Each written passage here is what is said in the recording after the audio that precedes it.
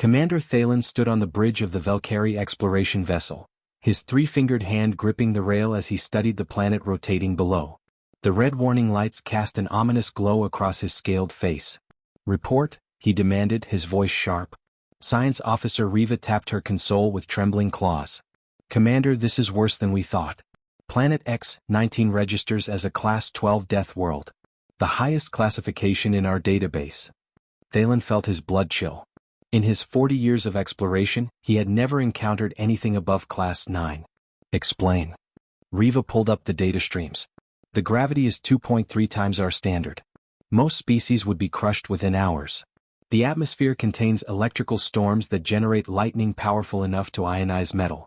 We detected 17 distinct species of predators, all equipped with natural armor and venom that can dissolve starship hull plating." Medical Officer Kren joined them, his skin pale. "The plant life is even worse, Commander. Some species have developed neural networks. They hunt in packs. We found evidence of carnivorous forests that can detect body heat from 3 kilometers away." Thalen nodded slowly. "Mark it as uninhabitable. We'll catalog it from orbit and move on. No landing parties. This world belongs to death itself." "Sir, wait." Riva's voice cracked. "I'm detecting something unusual." "What kind of unusual?" "Heat signatures. Artificial ones. Multiple locations across the northern continent." Thalen's eyes widened. "A distress beacon? How long have they been there?" "That's the strange part, sir. These aren't distress signals. The emissions are stable, organized, and they're not trying to hide. I count 47 distinct sources."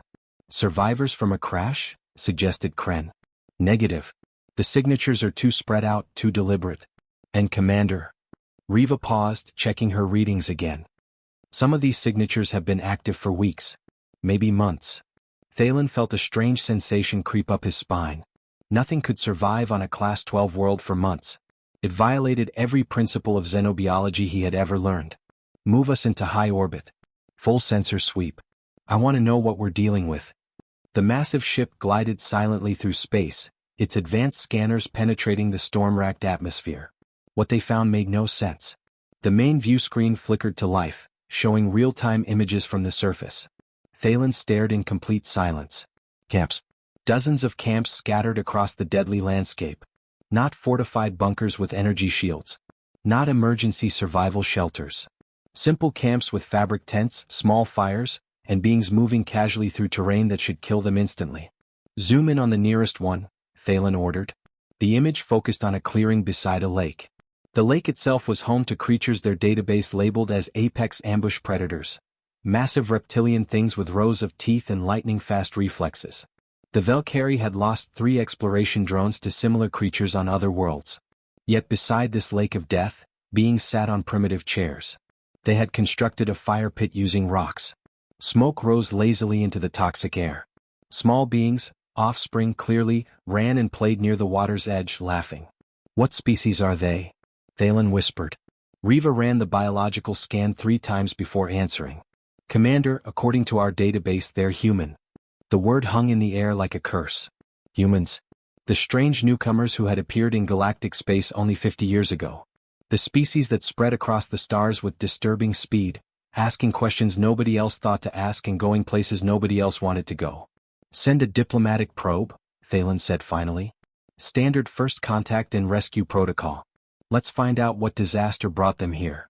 The small probe detached from the ship and descended through the atmosphere. The crew watched through its cameras as it approached the camp, broadcasting universal peace symbols and translation matrices. A human male noticed the probe's arrival. He stood up from his chair and walked toward it, moving with easy confidence. He wore thin fabric clothing that offered no protection whatsoever. His feet were covered in simple primitive coverings. Behind him, the human offspring continued playing, completely unafraid. The probe landed softly and projected Thalen's holographic image. "Greetings. We are the Valkyrie Coalition. This world has been classified as uninhabitable and extremely dangerous. We have come to rescue you and transport you to safety. Please prepare for immediate evacuation." The human stared at the hologram. Then he did something that made Thalen's heart sink. He laughed. "Rescue?" the human said, his translation coming through clearly.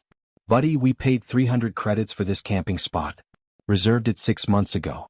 Do you know how hard it is to get reservations during peak season? Thalen checked the translator systems. They were functioning perfectly. I don't understand, Thalen said slowly. You paid to come here? Voluntarily? Well, yeah. Montana Secundus is beautiful this time of year. Perfect weather for camping. On the view screen, Thalen watched as a human female turned something over on a metal grate above the fire. His biology officer ran a quick scan and made a choking sound. Commander, the officer gasped. That's one of the local predators. They killed it. They're cooking it. They're going to eat it. Thalen watched in growing horror as human offspring splashed in the deadly lake, shrieking with joy. Their parents barely glanced up, completely unconcerned. Sir, Riva said quietly. What are we dealing with? Thalen had no answer. He could only stare at the impossible scene before him, trying to understand how any species could look at a Class 12 death world and think it was a nice place for a vacation. Commander Thalen ordered the construction of an observation post in high orbit. For 3 days, the Valkyrie crew watched the humans below with growing disbelief and horror. Science Officer Riva had stopped sleeping. Her eyes were fixed on the monitors, documenting everything. Commander, you need to see this. On the screen, a human female named Emma was climbing the side of a mountain. Alone. The mountain itself was active, belching toxic gases from vents along its slope. Lightning crackled across the peak in brilliant purple streaks. She's going up, Riva whispered. During a storm. On purpose. Thalen leaned closer. Is her communication device malfunctioning? Does she not see the danger? No, sir. We intercepted her transmission. She's sending messages to someone called followers, saying the view from the top will be amazing for something called Instagram. Medical Officer Kren joined them, his face twisted in confusion. She's risking her life for a view? For a picture? They watched Emma reach the summit, stand with her arms spread wide as lightning crashed around her, and smile directly at her small recording device. Then she descended, humming a tune, completely unharmed. I need medication, Kren muttered. The next incident occurred 2 hours later. A human male named Tom left his camp at dawn carrying only a small bag and a black box. Their scanners tracked him as he deliberately followed the tracks of a massive predator. Something the Valkyrie database called a ridge-backed hunter, known for its extreme aggression and pack behavior. He's tracking it, Riva said, her voice rising. He's following the most dangerous predator on the continent. What? Is this a revenge mission? Did it kill his family? They intercepted Tom's communication log. He was talking to himself, recording his thoughts. Beautiful morning for wildlife photography. If I'm lucky, I'll get close enough for a shot of the whole pack. That would be incredible. Photography? Thalen repeated. He's hunting the hunter for art? Tom found the pack 3 hours later. He crouched behind a rock barely 20 meters away and pointed his black box at them. The box made clicking sounds. The predators noticed him, their heads turning in unison. The entire Valkyrie crew held their breath. Tom waved at them. Hey there, beautiful creatures. Just passing through. Don't mind me. One predator took 3 steps toward him. Tom slowly backed away, still pointing his box, still making clicking sounds. When he was far enough, he turned and walked calmly back to his camp. He survived by talking to them, Kren said faintly. He talked to mindless killing machines and they let him live. But the incidents that truly broke the Valkyrie's understanding came from the younger humans. 2 teenagers, Lucy and Ben, left their camp carrying enormous bags on their backs. The bags looked heavy enough to crush a normal being. Riva ran the weight calculations. Those packs are 40% of their body weight, she reported. They're carrying supplies for a week, but there's a supply station only 2 days away. Why carry so much? They intercepted Lucy's communication to her parents. Doing the full circuit trail. Going to challenge ourselves this year. Ultralight is for beginners. Challenge themselves? Thalen repeated numbly. They're making it harder on purpose? Lucy and Ben hiked for 6 days through the most dangerous terrain on the continent. They crossed rivers filled with snapping creatures. They climbed cliffs during windstorms. They slept in thin fabric shelters while predators circled their camp at night. And they smiled the entire time. The final incident occurred on day 7 of observation.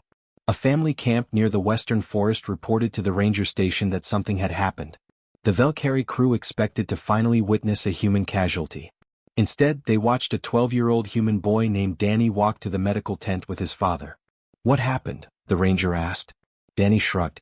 Something tried to bite me while I was collecting firewood. I punched it and it ran away. but I think I need a shot. You punched it? The ranger repeated. Yeah. My dad taught me. You go for the nose. The ranger examined Danny's hand. You're lucky. That was a razor spine. Their venom can paralyze an adult in minutes. Cool, Danny said. Can I see it under the microscope? Medical Officer Kren stumbled away from his console and vomited into a waste container. The stress was too much. A child had punched a deadly predator and his only concern was needing a medical injection. Riva compiled her report, her hands shaking as she typed. Commander, I've documented 43 instances of humans deliberately seeking danger. They climb mountains during storms. They track predators for recreation. They swim in toxic waters. They carry unnecessary weight to make journeys harder. And their offspring treat deadly encounters as minor inconveniences. She pulled up another file. I also discovered something else. There's an entire human economy built around this. Companies that manufacture camping equipment. Organizations that train people in survival skills. Guides who lead tours to the most dangerous locations. They charge money for this. Humans pay to be in danger. Thalen stared at the data, his mind struggling to process it. What kind of species evolves to seek out death as entertainment? There's more, sir. Riva's voice was barely a whisper. I found their classification system for these worlds. They have ratings. Easy. Moderate. Difficult. Expert. Montana Secundus is rated moderate. This is their idea of a family-friendly destination. What do they consider difficult? Kren asked weakly. Riva pulled up the file. There's a world called Australia Prime. It's rated expert level. The description says, everything wants to kill you and most things can. It has 50 million human inhabitants. They consider it charming. Thalen sat down heavily in his command chair. We need to report this to the Galactic Council. They need to know what we've discovered. What have we discovered, sir? Riva asked. Thalen watched the monitors showing dozens of human camps across the nightmare world below. Children laughing. Adults singing around fires. Teenagers challenging themselves for fun. We've discovered that the apex predator of the galaxy doesn't conquer death worlds, he said quietly. They vacation on them. Commander Thalen stood outside the ranger station, his breathing apparatus hissing softly. The gravity pressed down on him like a physical weight. Every step required effort. Around him, humans walked normally as if the crushing force meant nothing. The building itself seemed insane. Wooden walls. Glass windows. A fabric flag waving in the toxic breeze. No energy shields. No reinforced barriers. Just wood and glass on a world that could kill in 1,000 different ways. A human female opened the door and smiled warmly. Commander Thalen? I'm Park Ranger Kate Brooks. Welcome to Montana Secundus. Please come inside. Thalen entered cautiously, his security team scanning every corner. The interior was even more baffling. Wooden furniture. Pictures on walls showing humans posing with dangerous animals. A counter with informational brochures arranged in neat rows. Kate gestured to a chair. Please have a seat. Can I offer you some coffee? Riva quickly scanned the dark liquid Kate was pouring. Her device beeped urgently. She leaned close to Thalen and whispered, Sir, that beverage contains stimulants classified as mild toxins. The caffeine levels would make most species severely ill. Kate noticed their hesitation and laughed. All right. Alien biology. How about water instead? She poured clear liquid from a container. Riva scanned it and nodded cautiously. Thalen accepted the cup with both hands, still watching Kate carefully. I appreciate you agreeing to meet with us, Thalen began. We've been observing your people for several days and we have many questions. Of course, Kate said, settling into her chair with easy comfort. I'm happy to help. Though I have to say this is the first time we've had alien visitors. Pretty exciting. Thalen chose his words carefully. Ranger Brooks, our scans indicate this planet is extremely dangerous. Class 12 on our threat assessment scale. The highest possible rating. Yet you have families camping here. Children playing in areas with deadly predators. We don't understand. Kate's smile widened. Oh, Montana Secundus is perfectly safe if you follow basic precautions. We have an excellent safety record. Only 3 serious incidents last year, and those were all because people ignored the guidelines. Only 3. Medical Officer Kren echoed. You consider that safe? Well, we have over 2 million visitors annually, Kate explained. 3 incidents out of 2 million is a very low percentage. Most other parks have similar numbers. Thalen felt dizzy. 2 million visitors. To a death world. Voluntarily. Why do they come? He asked quietly. Kate looked confused by the question. For vacation, of course. To relax. Experience nature. Get away from the stress of city life. Montana Secundus offers some of the best camping, hiking, and wildlife viewing in this sector. She pulled out colorful brochures and spread them across the desk. Each one showed smiling humans engaged in activities that looked suicidal. Kayaking down rivers with deadly currents. Climbing vertical cliff faces. Walking through forests filled with predators. We offer guided tours for beginners, Kate continued enthusiastically. 3-day camping trips, mountain climbing expeditions, wildlife photography workshops. We also have extreme sports for more adventurous visitors. Base jumping from the northern peaks is very popular. Base jumping? Riva asked weakly. You jump off a cliff wearing a fabric parachute, Kate explained. It's thrilling. Thalen stared at the brochure showing a human leaping off a mountain. You intentionally fall from great heights for thrills? Sure. Gets your adrenaline going. Makes you feel alive. Adrenaline, Kren muttered, checking his medical database. A stress hormone released during life-threatening situations. They deliberately trigger their own fear responses for pleasure. Kate didn't seem to notice his distress. She pulled out another brochure. If Montana Secundus seems too tame, you might enjoy our other locations. We have adventure packages for Australia Prime, Yellowstone Tertius, and the Amazon worlds. Too tame? Thalen repeated. This world is rated Class 12. The most dangerous classification we have. Kate tilted her head thoughtfully. What do you classify Earth as? Riva checked her database. Class 11 according to our initial surveys. Well, there you go, Kate said brightly. We evolved on a Class 11 world. A Class 12 is just one step up. Honestly, Montana Secundus is considered beginner-friendly. Great for families with young children. The really dangerous worlds are rated Class 13 or higher in our system. Your system goes higher than Class 12? Thalen asked faintly. Oh yes. We have colonies on 17 death worlds currently. Some are quite challenging. Australia Prime has creatures smaller than your finger that can kill you in minutes. The ocean worlds have storms that make these look like gentle rain. And the volcanic colonies require protective suits just to go outside. She said it all so casually, as if discussing different flavors of food rather than landscapes of death. I don't understand, Thalen said, his voice strained. You evolved on a deadly world. You survived. You reached the stars. Why would you seek out more deadly worlds? Why not find peaceful planets? Safe planets? Kate looked genuinely puzzled by the question. She thought for a moment, sipping her toxic coffee. I guess because it's fun, she said finally. Challenging yourself, testing your limits, experiencing new things. That's what makes life worth living. Sitting in a comfortable city all the time would be boring. Boring? Kren repeated numbly. Safety is boring. Well, yeah. Don't get me wrong, we have plenty of safe colony worlds too. But those are for working and living. When people want to truly relax, they come to places like this. Connect with nature. Remember what it feels like to be truly alive. Thalen stood slowly, his legs trembling from the gravity and from the sheer weight of what he was learning. Thank you for your time, Ranger Brooks. You've been very informative.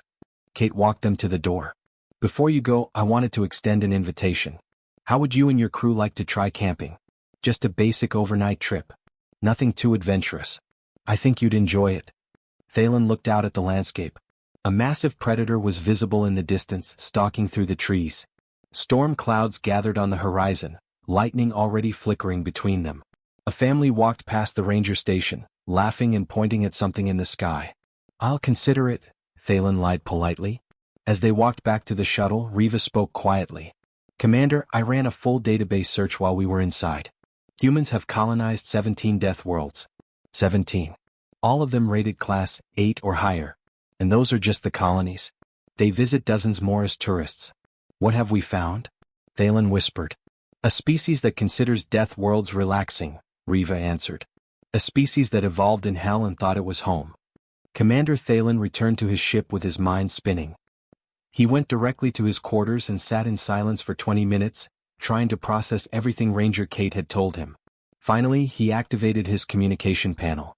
Science Officer Riva, report to my office immediately. Bring every piece of data we have on human civilization. Riva arrived within minutes, carrying data tablets stacked in her arms. Her eyes were red from lack of sleep, and her scales had lost their usual shine. Commander, I've been researching all night, she said, spreading the tablets across his desk. What I found is deeply disturbing. Show me. Riva activated the first display. A galactic map appeared, showing human-controlled space. Red dots marked their colonies. Thalen counted them quickly. 17 colony worlds, Riva confirmed. I ran threat assessments on each one. Commander, the lowest rating is Class 8. The highest is Class 14. Class 14? Thalen breathed. That's beyond our scale. We only go to Class 12. Humans created the Class 13 and Class 14 ratings themselves. They needed categories for worlds we considered completely impossible to colonize. Riva pulled up images of each world. The first showed a planet covered in active volcanoes. Forge Prime. Class 13. Surface temperature reaches 200 degrees in the shade. The atmosphere is partially sulfuric. Humans mine rare metals there and have established 3 cities with a combined population of 800,000. The next image showed a world of endless ocean and massive storms. Tempest. Class 12. Hurricane force winds year-round. Waves over 50 meters tall. Humans built floating cities and farm genetically modified fish. Population. 1.2 million. They call it a fishing paradise. Riva continued through the list. Desert worlds where water had to be extracted from deep underground. Ice worlds where temperatures never rose above freezing. Jungle worlds where the plants actively hunted anything that moved. And these are their colonies, Riva emphasized. Places where they live and work permanently. The tourist destinations are separate. She pulled up another file. Montana Secundus, where we are now, receives 2 million visitors per year. Australia Prime receives 5 million. The Amazon worlds host 3 million adventure tourists annually. There's an entire industry built around what they call extreme tourism. Thalen studied the numbers. How is this possible? What kind of biology allows this? Medical Officer Kren entered the office, having been summoned by Riva. He looked even worse than she did, his skin pale and clammy. I can answer that, Commander, Kren said quietly. I've been studying human physiology for the past 3 days. What I found terrifies me. He activated his medical tablet. Humans evolved on Earth, which they accurately describe as a Class 11 death world. But Earth wasn't always deadly. According to geological records, it became deadlier over time. Humans didn't just adapt once. They kept adapting. Continuously. For millions of years. Images of Earth appeared on the screen. Massive reptilian creatures. Saber-toothed predators. Tiny organisms invisible to the eye. Everything on Earth tried to kill them, Kren continued. Large predators. Venomous creatures. Diseases. Other humans. They developed immune systems that can fight off thousands of different pathogens. They heal from injuries that would kill most species. Their bodies produce adrenaline that temporarily increases their strength and speed when threatened. And their psychology? Thalen asked. Even more concerning, Kren said. Humans are stimulation seekers. Their brains release pleasure chemicals when they overcome challenges. They become bored without stress. Commander, they're literally addicted to danger. It's how their species survived. The ones who feared death too much didn't explore, didn't innovate, didn't expand. They died out. The ones who sought challenges, who faced danger, who explored the unknown, those are the ones who survived and reproduced. Riva pulled up another file. I researched their history. Commander, they went from primitive tool users to spacefaring civilization in roughly 200,000 years.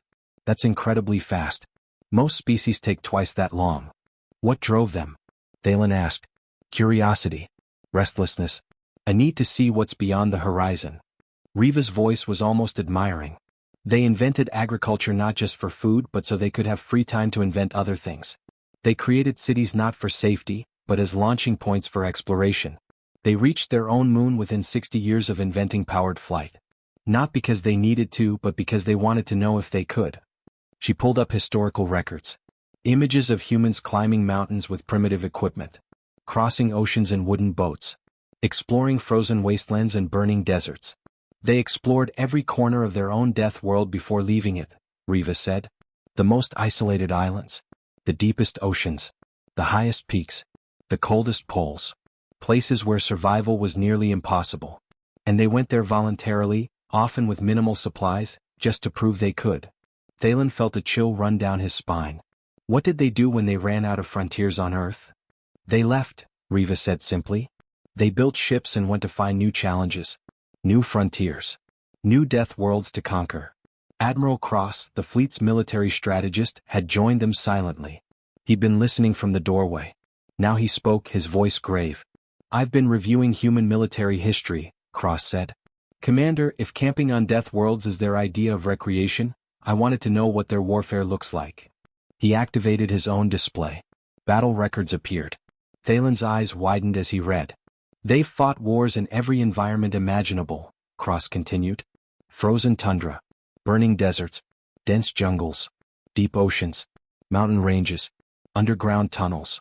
Even in the vacuum of space, they adapt to any battlefield. And they've never lost a war against their own environment. Never." "What does that mean?" Thalen asked. "It means that while other species terraform planets to suit their needs, humans terraform themselves. They adapt. They overcome. They refuse to quit." Cross met Thalen's eyes. "Commander, we need to inform the Galactic Council immediately. Because I've realized something important." "What?" "We've been measuring humans by our standards. Asking what they can't do. But we should be asking what they can do. And based on everything we've seen, I don't think there's anything they can't do if they decide they want to do it." Silence filled the room.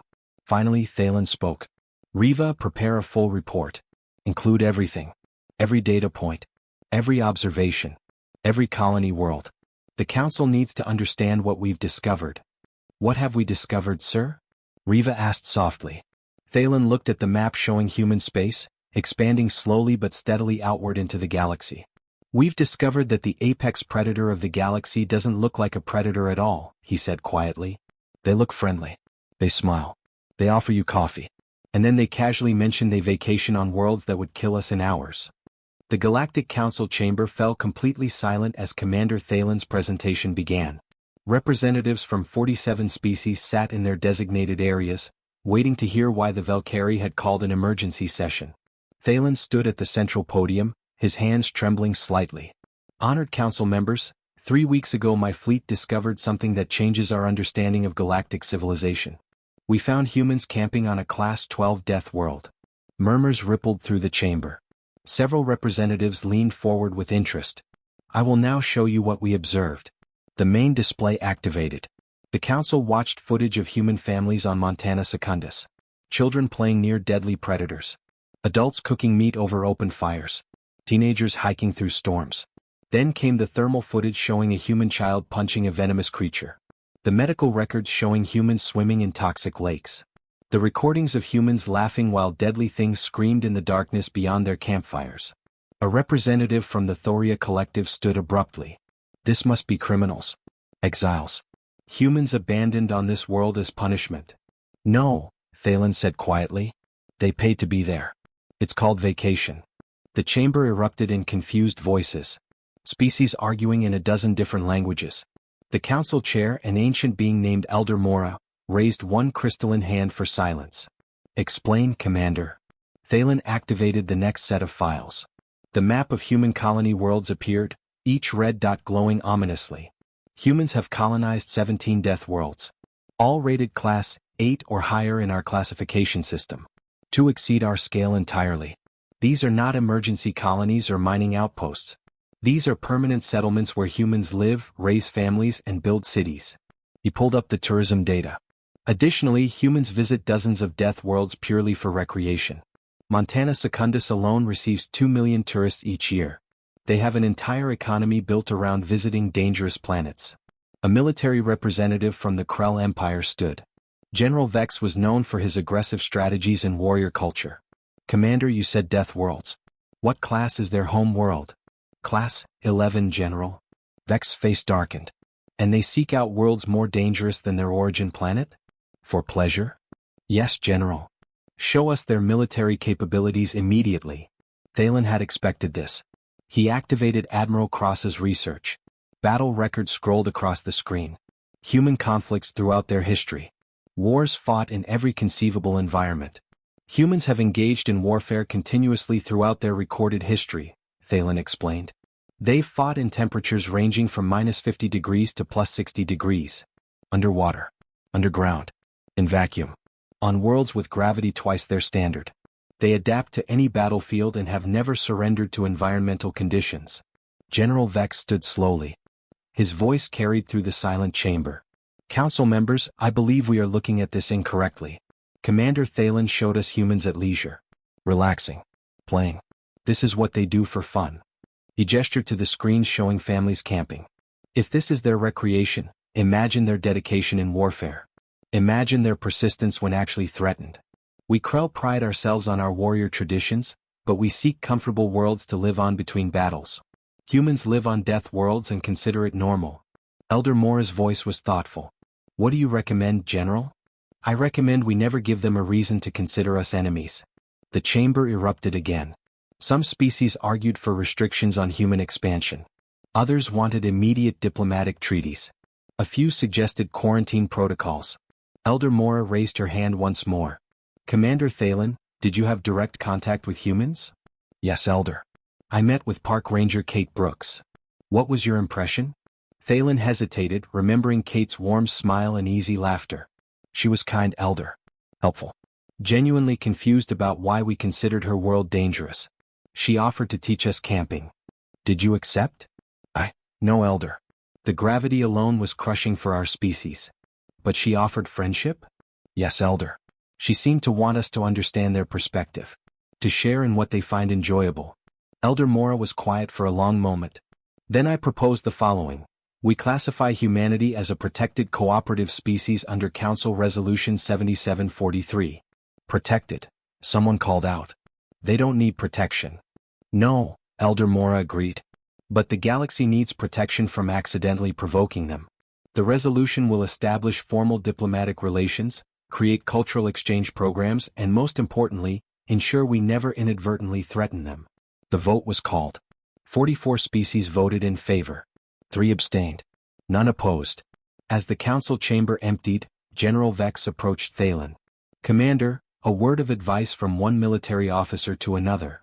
Yes, General? If humans ever unite their colonies and decide to expand aggressively, we would have no effective defense. Be grateful they seem more interested in camping than conquering. Thalen returned to his ship that evening, exhausted. He found a message waiting from Ranger Kate. Commander, hope you'll reconsider the camping trip. We'd love to show you around. It's really not that scary once you get used to it. Bring your crew. Attached was a photo of Kate standing beside a massive predator, both of them looking relaxed. The predator wore a collar with a tag that read, "Please don't feed the Ridgebacks." They domesticated them. Turned death world predators into something requiring warning signs about feeding. Thalen made a decision. Riva, prepare a shuttle. Minimal crew. We're going camping. Sir? Riva's voice cracked. If we're going to coexist with humans in this galaxy, we need to understand them. That means trying to see the universe through their eyes. Even if it terrifies us. 3 days later, Commander Thalen stood in a human campsite wearing a borrowed tent and cooking equipment. Kate showed him how to start a fire using primitive tools. A storm rumbled in the distance. Something howled in the forest. Thalen lasted 4 hours before he fled back to the shuttle, his heart's pounding, his breathing ragged. Kate met him at the landing pad and handed him a small trophy. It was made of cheap plastic and read, "I survived Montana Secundus." "You did great for a first-timer," she said encouragingly. "Most aliens don't last 2 hours. There are other aliens who've tried this?" Thalen asked weakly. "Oh sure. A few dozen over the years. None ever come back for a second visit though." She grinned. "But hey, you earned this trophy. Display it with pride." Thalen returned to his ship, clutching the trophy. He placed it in his quarters where he could see it every day. It served as a constant reminder. The most dangerous species in the galaxy measured their vacations by survival time and gave out prizes for not dying. And they did it all with a smile.